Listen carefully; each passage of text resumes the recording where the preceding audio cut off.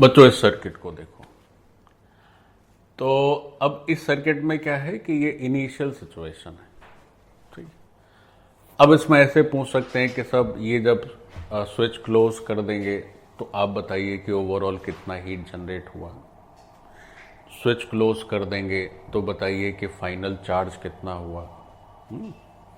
तो हर बार उसी तरह के क्वेश्चन पूछे जाएंगे कि स्विच को इधर से उधर कर देंगे तो फाइनल चार्ज बता दीजिए, या वर्क डन बाई बैटरी बता दीजिए, या चेंज इन एनर्जी स्टोर्ड बता दीजिए विद इन कैपेसिटर। तो सब में वैसे ही पूछा जाएगा। तो हम क्या करते हैं कि एक बार स्विच क्लोज करके भी कर देते हैं, तो दोनों फिगर सामने हो जाएंगे। तो ये बच्चों ओवरऑल इनिशियल स्टेज है, ये हमारा इनिशियल स्टेज है।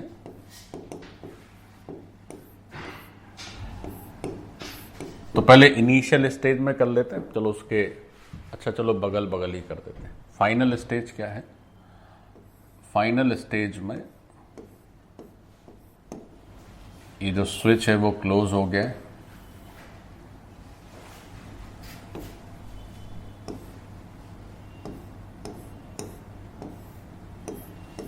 फाइनल स्टेज में स्विच क्लोज हो गया है बच्चों, ऐसा, like this. This is your 10 volt, 2 volt, 6 microfarad, 3 microfarad. ये है अपना पाथ 1, ये है 2 और ये है 3, है ना। तो पूरा अच्छे से एनालाइज करेंगे, जो जो पॉसिबिलिटी है, जो जो हम लोग बता सकते हैं, सब कुछ बताएंगे, ठीक। क्वेश्चन जैसा आएगा आप उस तरह से उसको ट्रीट कर सकते हैं। सो दिस इज फाइनल स्टेज। चलो सीखो। तो सबसे पहले ये जो इनिशियल स्टेज है, इसमें हमें क्या क्या पता कर लेना चाहिए। एक तो कितना चार्ज है वो पता कर लेना चाहिए, क्योंकि जब इनिशियल स्टेज का चार्ज आप पता करेंगे तभी तो पता चलेगा कि कितना चार्ज एक्स्ट्रा आया कैपेसिटर में, या कितना कैपेसिटर से बाहर निकल गया, है ना। Then you will come to know about the final situation. और उसके बाद क्या होगा, इनिशियल स्टेज में हम एनर्जी स्टोर्ड इन कैपेसिटर भी कर लेते हैं। तो देखो कैसे किया जाएगा। अब ये जो सर्किट है इसको थोड़ा सा और सिंप्लीफाई करके बच्चों बनाया जा सकता है। सेकंड ब्रांच का तो कोई मतलब ही नहीं है, तो सेकंड ब्रांच का मतलब नहीं है तो फिर बस ये इस तरह से बन जाएगा एक सर्किट। और ये 10 वोल्ट है, 2 वोल्ट है, ऑपोजिट पोलैरिटी है। तो जिस तरफ से पोलैरिटी की का डोमिनेंस हो वो वाला बना लीजिए। तो ये 10 है और 2 है, तो फिर ये 8 हो जाएगा ऐसे, ठीक। और ये 6 है और ये 3 है, तो अगर इसका इक्विवेलेंट लिखना है तो उसी तरह से करते हैं। 6 इंटू 3 कर दीजिए और 6 प्लस 3 कर दीजिए। ये जो है सी इक्विवेलेंट हो जाएगा इस सिचुएशन में। तो ये हो जाएगा 18, इसकी वैल्यू 18 ऊपर और 9 नीचे। तो ये 2 माइक्रो कूलम हो, 2 माइक्रो फैरेड हो गया, मैं कूलम बोल रहा हूँ। तो ये क्या हुआ बच्चों, हमारा कैपेसिटर का, दोनों कैपेसिटर की जगह हम एक ही कैपेसिटर भी बना सकते हैं। तो एक कैपेसिटर अगर बना देते हैं तो चार्ज आ जाएगा एक्चुअली, इसलिए मैंने एक बनाया। तो यहाँ पर क्या हो गया, ये 2 माइक्रो फैरेड हो गया, और बस इतना ही सा तो है। तो जो टोटल चार्ज फ्लो करेगा Q, तो उस Q की वैल्यू क्या लिखोगे, C इंटू वी। तो C है आपका 2, V है 8, तो ये हो जाएगा 16, है ना। तो ये हो जाएगा 16 माइक्रो कूलम, ठीक। और अगर आप अलग अलग करके भी करना चाहें तो भी कर सकते हैं। तो कैसे कर सकते हैं, देखो, आप अगर अलग अलग भी करना चाहें तो नहीं, ठीक है, चलिए 16 माइक्रो कूलम ही रखिए। तो ये फाइनल क्यू हो गया, दैट इज 16, इतना नोट करें। अब ये इनिशियल, जब बैटरी ये काफी समय तक ये वाला सेटअप कंटिन्यू है, तो हमारे सर्किट में ये Q यानी कि 16 माइक्रो कूलम चार्ज जो है वो फ्लो कर रहा है।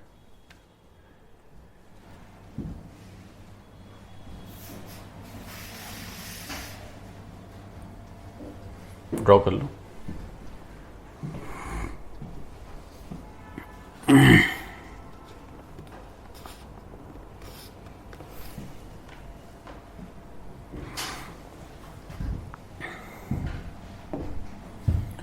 आप यहां पर वैसे ही बना रहने दो, चूंकि हमें इनिशियल और फाइनल में फर्क देखना होगा, तो जैसा था वैसे ही रहने दीजिए। अलग से लिख लिया हमने 2, तो ये हो गया बच्चों +16 प्लेट और ये हो जाएगी -16। ऐसे ये +16 और ये -16। ये है हमारा 6 माइक्रोफैरेड और ये है 3 माइक्रोफैरेड, ऐसा। ठीक है, और सेम चार्ज फ्लो कर रहा है क्योंकि सीरीज कनेक्शन है। अच्छा, फिर अगर U इनिशियल लिखना है कि दोनों कैपेसिटर में एनर्जी कितनी स्टोर्ड है, तो चूंकि 2 कैपेसिटर हैं तो हाफ C1V² कर लीजिए, फिर हाफ C2V² लिख दीजिए। तो जब आप सॉल्व करेंगे तो यहां से वैल्यू कितनी आएगी? अच्छा, इस फॉर्मूले में क्या है, Q निकालने की आपको जरूरत नहीं पड़ती है, डायरेक्ट हाफ CV² करके काम चल जाता है। तो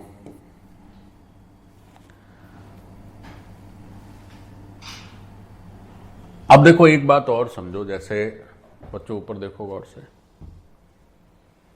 अब आप हाफ C1V² अगर करते हैं तो क्या दोनों कैपेसिटर के अक्रॉस सेम पोटेंशियल ड्रॉप है?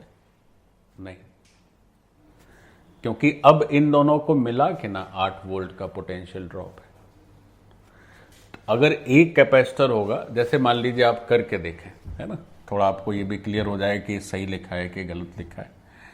तो भाई पहले हमने यही फॉर्मूला लगा दिया, तो हाफ C है 8, C है 6 और V² कर दिए तो 64, फिर हाफ C है 3 और V कर दिए तो 64। ठीक, तो अब अगर इसको सॉल्व किया जाए तो ये सॉल्व करने पे कितनी वैल्यू आ जा रही है? हाफ इंटू 64 तो 32 हो गया और 6 3 9 हो गया, तो 18 9 23 27 और 1 28। ठीक, और U इनिशियल को आप ऐसे सोचो कि अगर एक ही कैपेसिटर होता तो हाफ C इक्विवेलेंट V² करते, तो वैल्यू लिखते C इक्विवेलेंट की 2 और V की कितनी लिखते? V तो दिया हुआ है ना 8, तो 8 का स्क्वायर करते, तब बच्चों 64 माइक्रोजूल आता। तो देखो अलग अलग आंसर आ रहा है कि नहीं आ रहा है? तो अलग अलग तो आना ही था। ये जो आपने किया है ये सही नहीं है बच्चों। तो ये सब भी छोटी छोटी गलतियां कई बार करते हैं आप लोग, तो उसको ध्यान रखिए। तो ये सही इसलिए नहीं है क्योंकि अब दोनों कैपेसिटर के अक्रॉस जो है 8 वोल्ट का पोटेंशियल ड्रॉप नहीं है। इसके अक्रॉस अलग होगा, इसके अक्रॉस अलग होगा, दोनों को मिला के 8 वोल्ट होगा। तो आप अगर इंडिविजुअली करना चाहें U इनिशियल, तो फिर आपको क्या करना चाहिए? फिर Q²/C वाला फॉर्मूला लगाना चाहिए, क्योंकि दोनों का के अक्रॉस जो चार्ज है वो तो 16 ही है, तो वहां से फिर सही आंसर आएगा। तो ये गलत है और ये तरीका सही है।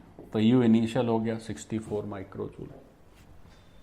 अच्छा, अब चलो फाइनल सिचुएशन देख लेते हैं कितनी। तो देखो फाइनल सिचुएशन में क्या है, थोड़ा मैं नीचे शिफ्ट कर रहा हूं। ठीक है, चलो नीचे हो गया। देखो फाइनल सिचुएशन किस तरह की है। अब जो इनिशियल चार्ज है वो तो 16 माइक्रो कूलम हो गया, 16 हो गया। अब देखो फाइनली क्या होगा, तो थोड़ा समझ लें गौर से। ये चलो अच्छा फाइनल सर्किट को देखें। तो देखो फाइनल सर्किट, अब हम डायरेक्ट ही सारा लिख दे रहे हैं क्योंकि आप इतने सब समझदार हो चुके हैं बच्चों। तो ये जो फाइनल सर्किट है, जैसे इसमें ऊपर वाले अगर लूप को आप देखें तो ऊपर वाले लूप में क्या है, एक ही बैटरी है। तो एक ही बैटरी है, तो इसके चलते जो चार्ज होगा इस कैपेसिटर में, दैट इज Q= CV। तो C है 6 और V है 10, तो 60 हो जाएगा। तो यहाँ बच्चों +60 आएगा और यहाँ -60 आएगा। ऐसे अगर दूसरे सर्किट को देखें तो इस तरह से पोलैरिटी है बैटरी की, तो फाइनल चार्ज तो वही होगा ना, जो मतलब काफ़ी देर तक अगर बैटरी लगी रहेगी तो और तो कोई पोटेंशियल है नहीं यहाँ पे। तो यहाँ पे जो चार्ज होगा वो कितना होगा, C × V। तो +6 इधर होगा, -6 इधर होगा। ठीक है, अब तुम थोड़ा गौर से सीखो कि एक्चुअल नए पुराने में फ़र्क क्या है। देखो, जब तुमने स्विच को क्लोज किया और एक नया पाथ बीच में डाल दिया, तो ऐसा करने से क्या हुआ बच्चों कि आपके दोनों कैपेसिटर के चार्ज बदल गए। पहले कैपेसिटर पर, ऊपर वाले कैपेसिटर को देखो तो 16 यूनिट चार्ज हुआ करता था, अब वो हो गया 60। तो इसका मतलब ये हुआ कि इस ऊपर वाले लूप में इस डायरेक्शन में एक एक्स्ट्रा चार्ज आया। तो कितना चार्ज आया, क्योंकि 16 से आप 60 कर दिए, तो जो एक्स्ट्रा चार्ज आया दैट वाज 44। तभी ना 16 से 60 हो जाएगा। तो इस सर्किट में क्या चला, 44 यूनिट चार्ज चला। ऐसे इस ब्रांच में मैं अभी कुछ बना नहीं रहा हूं ना, ये पूरा तो सब कुछ सीरीज में। यहां चूंकि जंक्शन हो जा रहा है इसलिए यहां 44 नहीं बना रहे। देखो, तुम्हारी एकदम बिगनिंग है तो तुम सब चीज को ब्रेक करके धीरे धीरे सीखो। अच्छा, फिर नीचे वाले में भी 16 यूनिट चार्ज था, लेकिन अब रह गया 6 ही यूनिट, और वो भी 6 पलट गया। देखो, पहले यहां +16 -16 था, अब यहां +6 -6 उल्टा हो गया। तो इसका मतलब ये हुआ कि पहले तो 16 यूनिट चार्ज इसका तुमने निकाला और फिर 6 यूनिट और निकाल दिया। जैसे इस प्लेट पर कुल 16 यूनिट चार्ज है, तो तुमने इसको 16 की जगह -6 कर दिया, तो कितने यूनिट चार्ज निकालो बोलो, 22 माइक्रोकूलम चार्ज निकाले। तभी ना 16 से -6 पे ही बात रह गई। तो 16 तो पूरा निकाल ही दिए और 6 और निकाल दिए, तो कुल 22 यूनिट चार्ज आपने यहां से निकाल दिया। तो 22 ये हुआ और 44 ये हुआ, तो मिलके कितना हो गया इस पूरे जंक्शन से, तो ये 66 हो गया। फिर इसमें 44 इधर चला गया, 22 इधर चला गया। तो पहले तो ये समझ में आना चाहिए, है ना, पहले आपको ये समझ में आना चाहिए ये नए चार्ज हम किस तरह से 22 और 44 लिख रहे हैं। अब ये जो भी चार्ज फ्लो आपको नजर आ रहा है, that was extra charge flow, that was extra charge flow apart from the given situation, है कि नहीं भाई। वो एक्स्ट्रा चार्ज फ्लो के चलते ही ना फाइनल ये हमारा जो फाइनल कैपेसिटर्स के ऊपर चार्ज है वो दिख रहे हैं। तो ये जो 22 माइक्रोकूलम नजर आ रहा है और ये जो 44 माइक्रोकूलम नजर आ रहा है, ये एक्स्ट्रा चार्ज फ्लो है। ये क्या है बच्चों, this is your extra charge flow.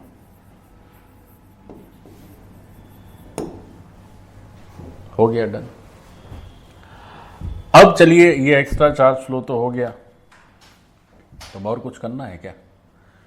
अच्छा, सब तो बताने ही। तो एक तो था कि जैसे यही पूछ सकते थे कि फाइनल चार्ज बताइए, तो फाइनल चार्ज हो गए। मैं अलग से लिख नहीं रहा हूं, अब आप उतना समझ जाइए। फाइनल चार्ज कोई पूछे तो उसको बता दो कैसे कैसे फाइनल चार्ज। तो जब फाइनल चार्ज लिखना हो तो हमें चार्ज फ्लो क्या है उससे कोई मतलब ही नहीं है। हमें बैटरी देखना और कैपेसिटर देखना है और C × V कर देना है, हो गया फाइनल चार्ज फ्लो, मतलब फाइनल कितना चार्ज है। अच्छा, कोई ये पूछता कि एक्स्ट्रा चार्ज कितना फ्लो किया स्विच को बंद करने से, तो साहब इतना नीचे और इतना ऊपर, तो ये एक्स्ट्रा चार्ज फ्लो हो गया। फिर अब अगर कोई पूछे कि अच्छा एक काम करिए कि U फाइनल बता दीजिए, तो U फाइनल अब देखो क्या लिखोगे। देखो एक चीज और समझो, जैसे अगर इस सर्किट को देखो तो ये पॉजिटिव टर्मिनल है, तो उसको तुम 2 वोल्ट लिख सकते हो, इसको 0 वोल्ट लिख सकते हो, इसको 10 वोल्ट लिख सकते हो। लिख सकते हो कि नहीं लिख सकते हो, है ना, क्योंकि यहां से यहां 10 यूनिट का ड्रॉप है और यहां से यहां 2 यूनिट का ड्रॉप है। तो तुम इसको भी फिर वैसे ही लिख सकते हो कि बीच में तो वायर ही है। 2 वोल्ट बच्चों यहां लिख सकते हैं, 0 वोल्ट यहां लिख सकते हैं और 10 वोल्ट यहां लिख सकते हैं। तो अब क्या है कि अब आप चाहें तो ये फॉर्मूला यूज कर सकते हैं, क्योंकि हाफ C1V1 इसके अक्रॉस जो पोटेंशियल ड्रॉप है, यू नो इट, 10 है, सॉरी 2 है, और इसके अक्रॉस 10 है। तो अब आप अलग अलग वो काम कर सकते हैं। अब दोनों में चार्ज अलग अलग है ना, और यहां पर C इक्विवेलेंट की जरूरत नहीं है।